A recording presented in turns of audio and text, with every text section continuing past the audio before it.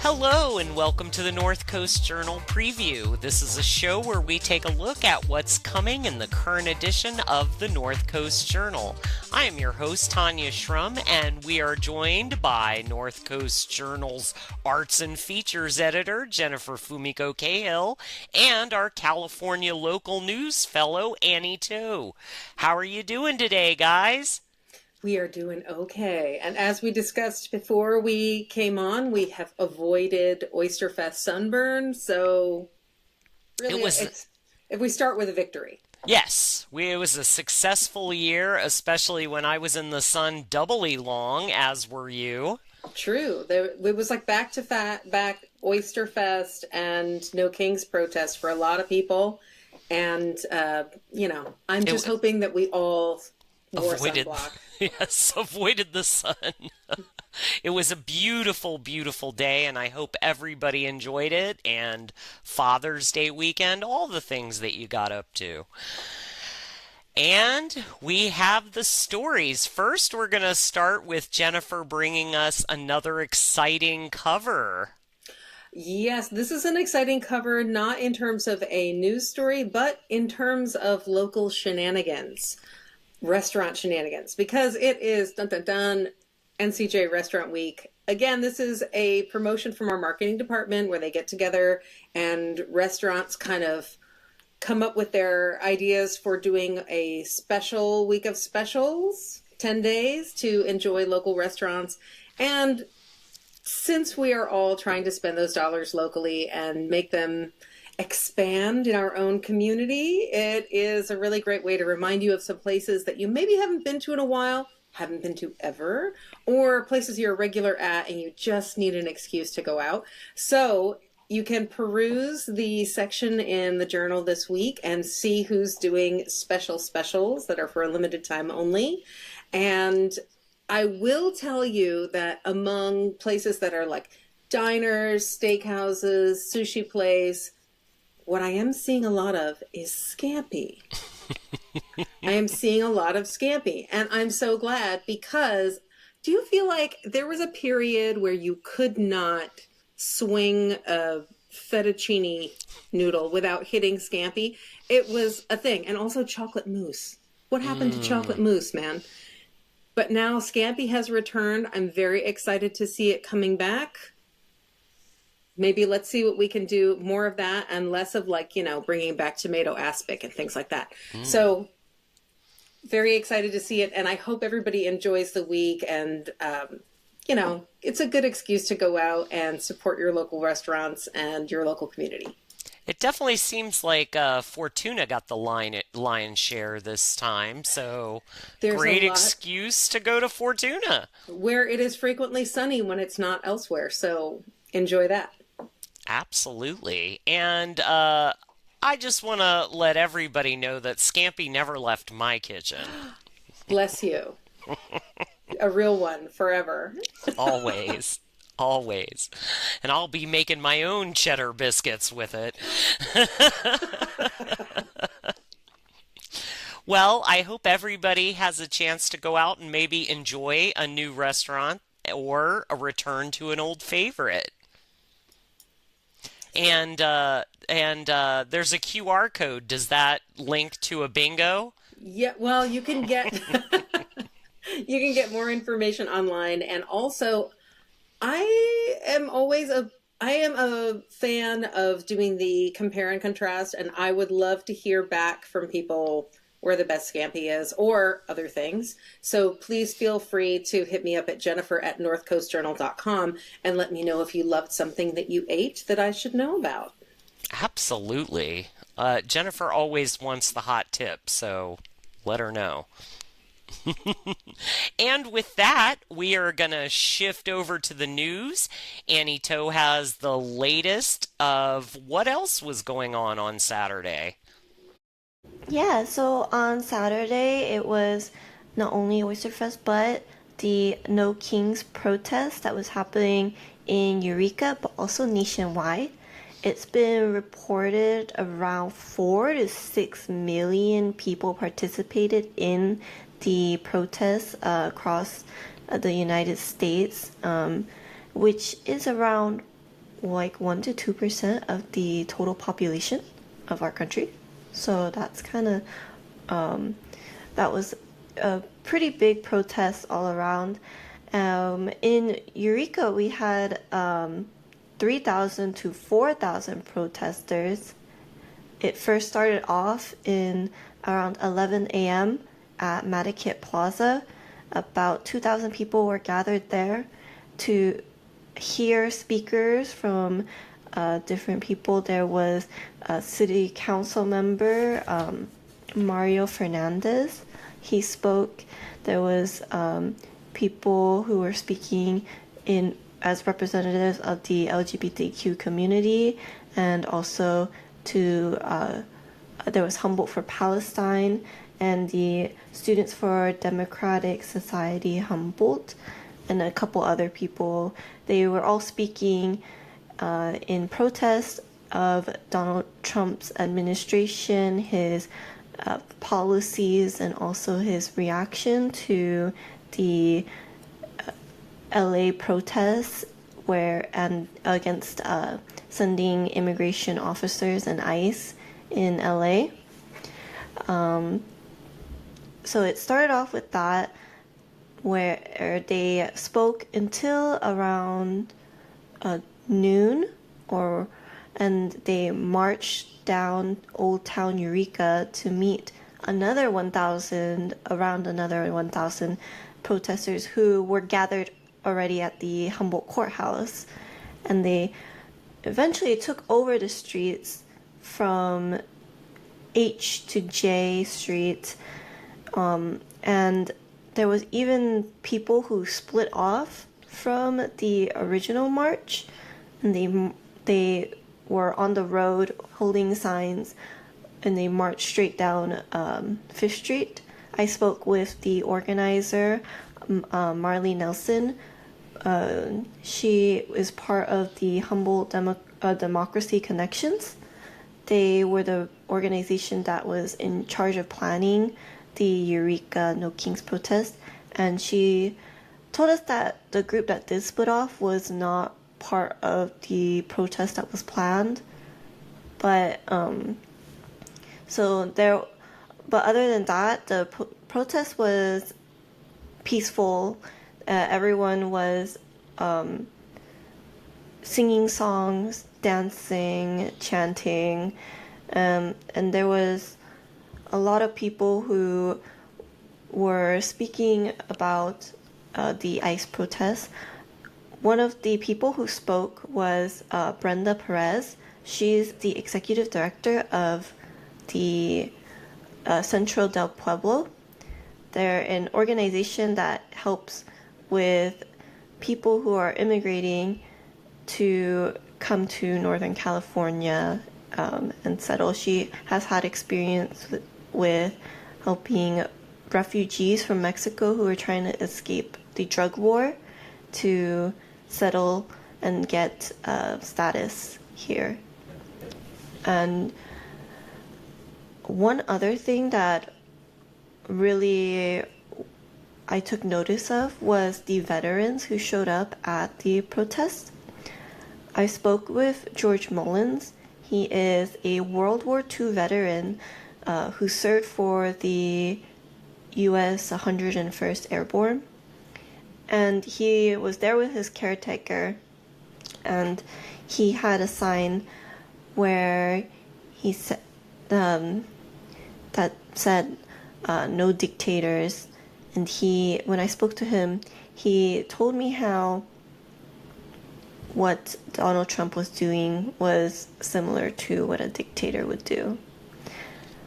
I would think a lot of the folks that were alive, I mean, the treasured few that were alive during World War II would probably have a lot to say about the parallels. Yeah, there's there was another war veteran. They were wearing their uniforms, both of them. Martin Robusto, he's a retired Navy veteran.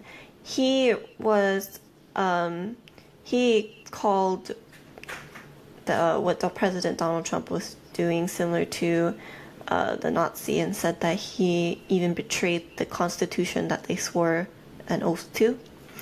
And he was despite the fact that both of these people were in their older years, they still made it out in protest. I also spoke with Robert Cliver. He's a history professor with the Cal Poly Pomona, no, Cal Poly Humboldt. And he said that a lot of what President Donald Trump, especially with the military parade that he held that same Saturday in Washington, D.C., where there were 6,000 military troops marching in honor of the Army's 750th anniversary. And 250. Sorry. 250. Sorry. 250th anniversary. And it was also his birthday that day too, President Donald Trump, and also Flag Day. So there was a lot of things lining up that day for his military parade. But Robert Cliver, he said that the U.S. has historically not been known to do military parades, and he said that military parades are often seen with oppressive regimes, talking about like the Soviet Union or like in China, and also said that the deployment of the National Guard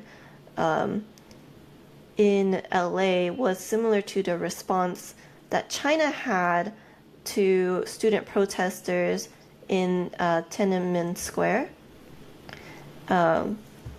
So there was a lot of people who were speaking out against that. We also saw a lot of people dressed up in clown costumes or jester costumes. There was someone who had a dummy of President Donald Trump with a clown nose on, and he was in a trash can. So yes, I crossed the street with those lovely ladies and their trash can Trump.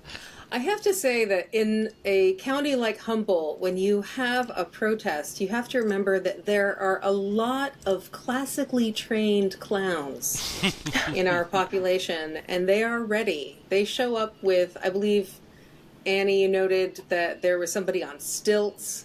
Like, we got circus skills. People are going to juggle. There's always a band.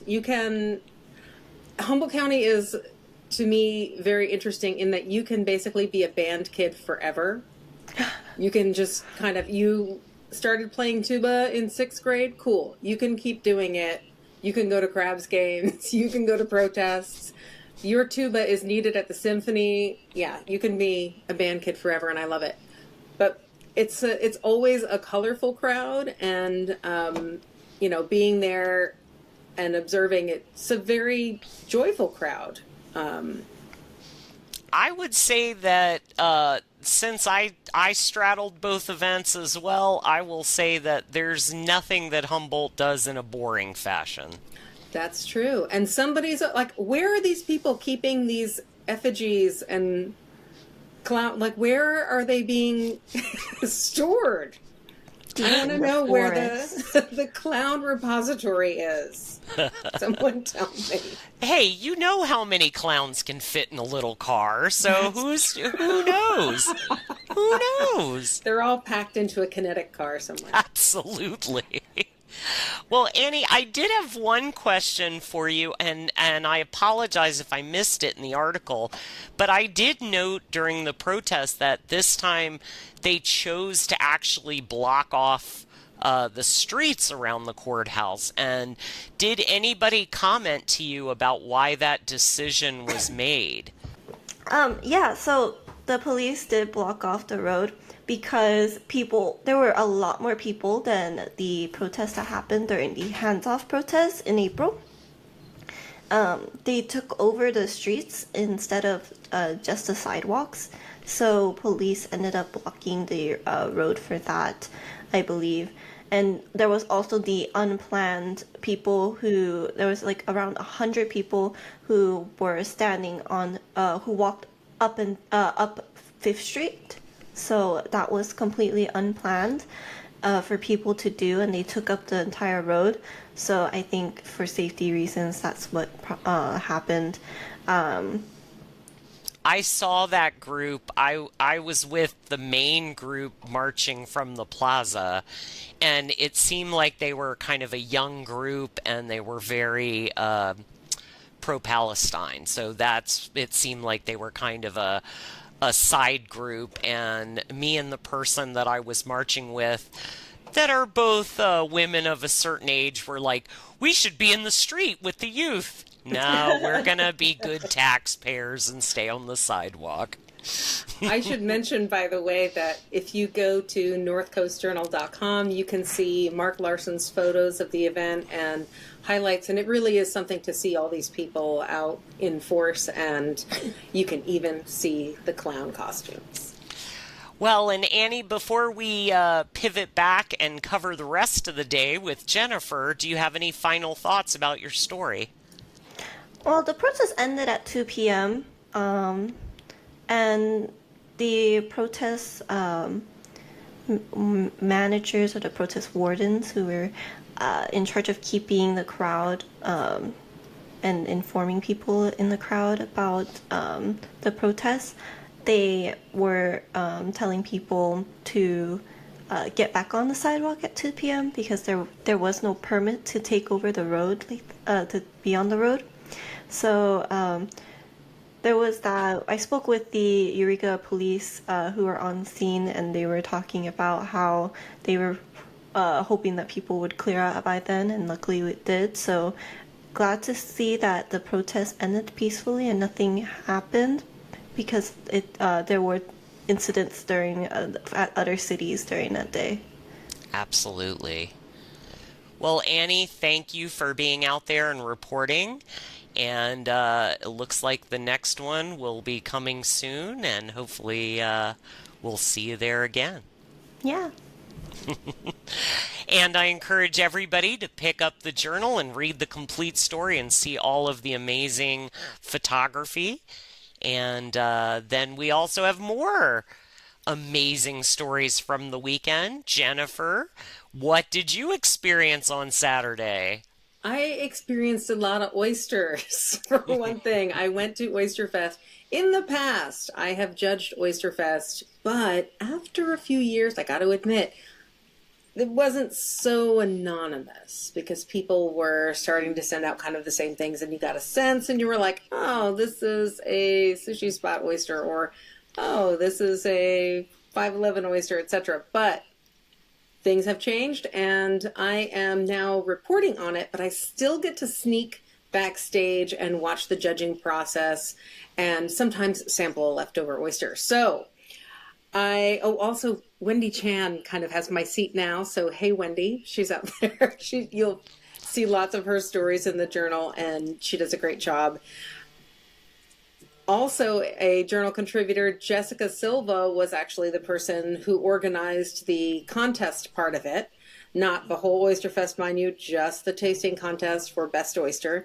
And there were about 10 judges. It is a cat herding situation, and I admire her wherewithal and her ability to keep it all organized.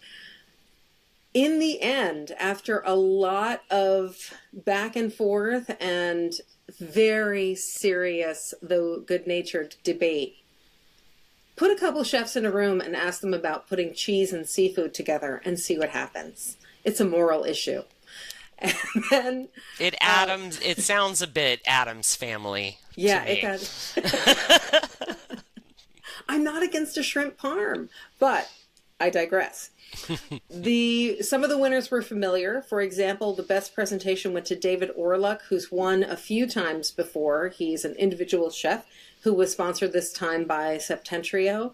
And this one, extra kudos to David Orluck for including the purple urchins that are destroying our local waters and our kelp. Eat them.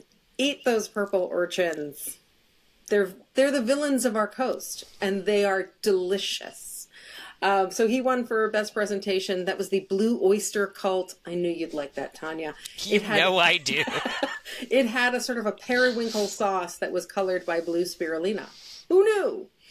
Also, the best hot oyster also won the best overall oyster, Sushi Spot. Sushi Spot has a long history at the Best Oyster competition, and this year, this really wonderful Rango Tango hot oyster came out, and it just had a little slice of very, very paper-thin apple on it, which is a leap in terms of texture and in terms of flavor, but it really worked, and it was great. They also had a cold oyster that we thought was pretty great, but the best cold went to Tomo, another place that has done really well over the years at Oyster Fest, for a citrus and ginger shooter. What are your feelings about the shooter, Tanya?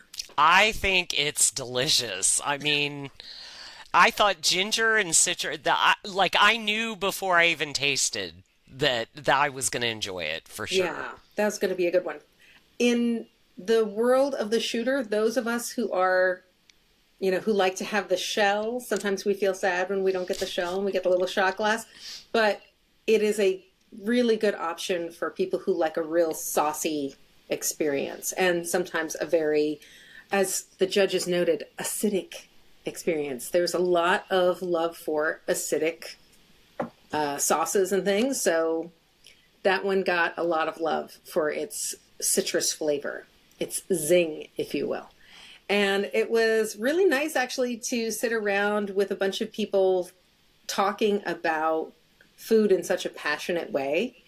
And I don't know, I always enjoy that part of Oyster Fest, is seeing chefs and enthusiasts and just people who are oyster freaks talking about what they like.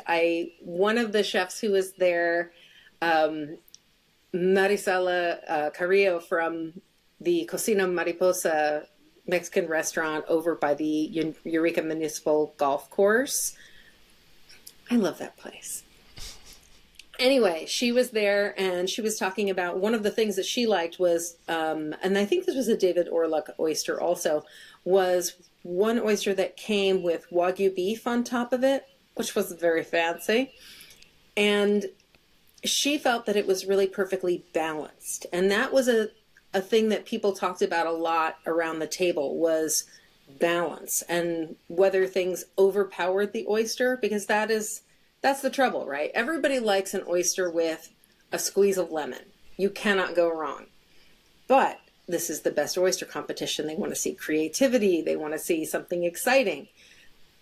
They just don't want to see something so exciting that it drowns out the oyster or it doesn't go with the oyster. Hence the debate about cheese. And there were some pieces that were more successful, less successful. I think it's interesting to see over the years, over the decade that I've been covering Oyster Fest, to see how tastes have changed and to see what people are interested in terms of an oyster, what they want in terms of simplicity or in terms of texture. I don't think that an oyster with a kind of a coleslaw on top of it would have been so popular the first year that I was there. People were not loving a crunchy texture, but things change. We think about cuisine as being such a static thing, that fashion changes, but we like to eat what we like to eat. But of course, all you need to do is take a look at a vintage cookbook and realize, oh dang, our tastes have changed. Absolutely. We no longer want to eat hot dogs floating in gelatin, evidently. That's not something we do anymore. All right. Well, until next year, Jennifer. That wraps up our time for this week. The current edition of the North Coast Journal will be available on newsstands tomorrow, or of course you can find it at northcoastjournal.com. My name is Tanya Shrum. Thanks to both of you, and thanks for being with us and staying informed and supportive of our community here on the North Coast.